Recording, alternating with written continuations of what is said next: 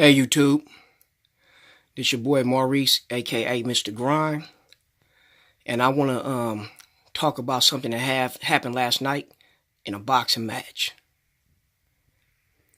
Okay, you had a boxing match that took place last night with a couple of young and up-and-coming fighters called the Charlo twins. Okay, this particular fighter, his name is Charlo. He's a junior middleweight champion of the world. He put on an awesome performance, and I think what happened was he had a little bit of butterflies, man, because, it was a lot of little press going on with him and his brother making history of two twins fighting on the same night. And so that might have played a big part in his performance. So it kind of reminded me of the way Deontay Wilder fought. Deontay Wilder was kind of like overly aggressive in his fight with Tyson Fury. And it caused him to miss a lot. So he fought a guy who's a veteran, slick fighter, not making no excuses. The guy was, he was a very decent fighter. I say he may be a strong C or a low B minus fighter, but he's definitely not on the Charlo brothers level. And, these fighters, man, I really like them, but I kind of felt, they're being ducked so much that they're being ducked, and they're the type of fighters who love to fight and will fight anybody, man. It just leaves yourself open to taking big L's. Taking big L's in the sport. You know what I mean? And that's what happened to him and stuff like that. Because you got a lot of journeymen, man, that have come along, man, while you sitting there focusing on Canelo, Hurd, and all these other big name fights. You can get clipped, man. You can get clipped because you don't know you don't know these guys' records. You don't know anything. But in all fairness, man, this guy did not lose the fight. The judges, I believe, had a bias because of the way these guys are they're young, black, gifted, and very outspoken fighters. You know what I mean? They carry themselves like alpha males. And a lot of times, America just don't want to accept that. Like I tell everybody, Ali, first loss was not Joe Frazier. His first loss was the U.S. government. And they have found a way to beat these fighters just by beating them with scores. What can you do? What can you do?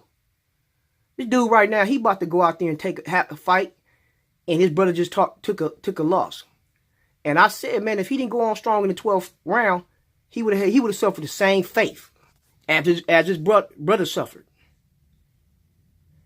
I bet on boxing, man, and I only been wrong one time in 2 years, and that was the fight against Jeff Horn versus Manny Pacquiao, which everybody know Manny Pacquiao clearly won.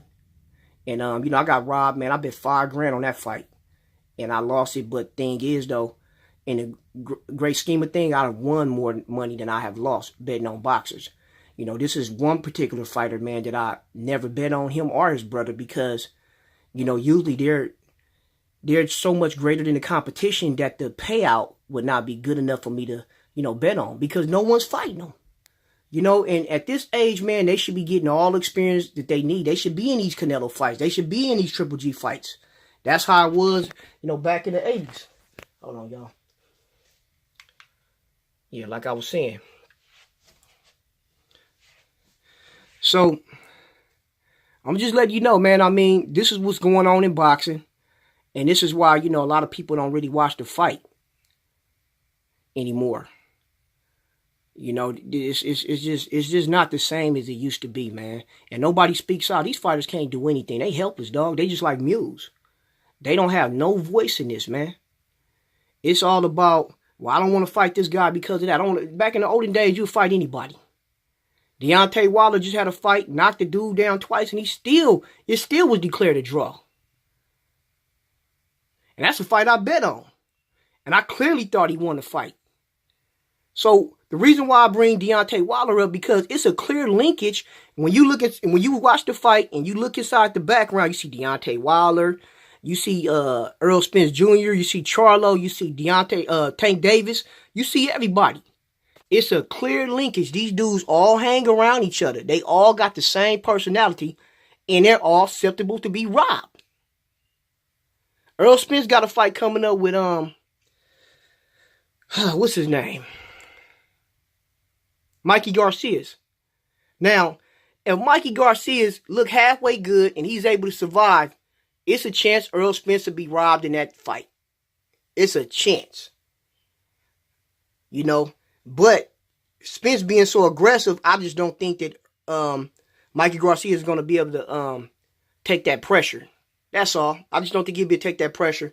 You know, I think he'll probably get stopped, you know, maybe after the 9th round. You know, I think he'll probably get stopped after the 9th round. But if he make it to the 12th round, man,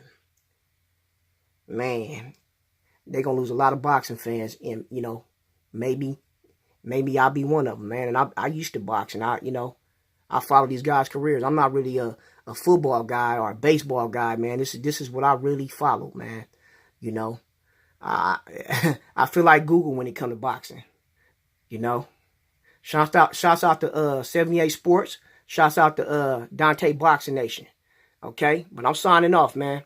Tell me what you guys think about this video and think about, you know, the Charlo brothers, man. I mean, should he go should he go to court, man, and fight this decision, because he was obviously robbed, man.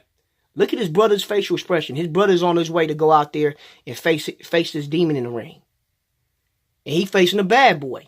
If anybody if the fight should have been declared a draw, it should have been between Jamal Charlo, not Jamel Charlo. Because Jamel Charlo was rocking this dude, left to right. He was rocking the dude. His brother got caught with bigger punches than him. Go back and watch the fight, man. All right, it's Mr. Grind, a.k.a. Maurice. I'm signing off.